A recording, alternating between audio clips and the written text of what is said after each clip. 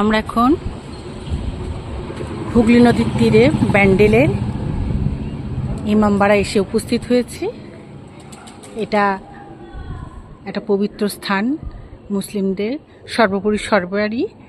এটা নবী হজরত মোহাম্মদের নাতি ইমাম হোসেনের স্মরণে, যিনি কারবালায় তার ধর্মকে, ইসলাম ধর্মকে বাঁচার জন্য শহীদ হয়েছিলেন।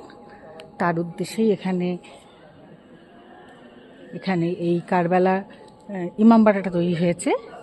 আর এটা কিন্তু কোনো মসজিদ নয়, এটা সর্বধর্ম মানুষের কাছে একটা মিলন ক্ষেত্র। খুব সুন্দর, দেখো।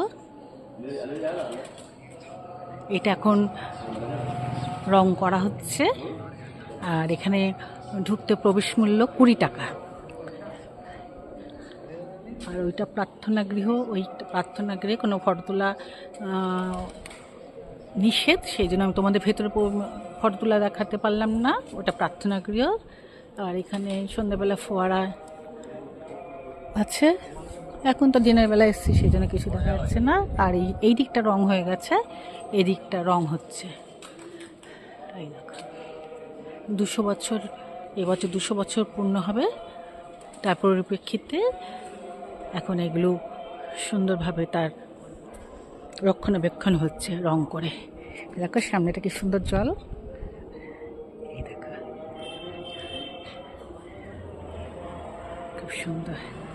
আর এটা দেখো রং করে কি ভালো লাগছে। এটা ঘড়ি আছে, এই দেখো। এখন ঘড়িটা বললেও চলছে না, সারানো হচ্ছে, অনেক বছরের পুরনো তো। এই দেখো,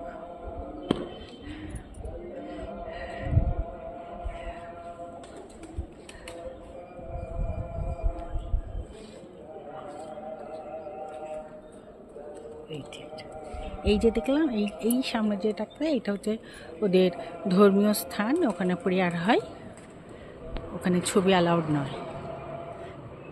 এই যে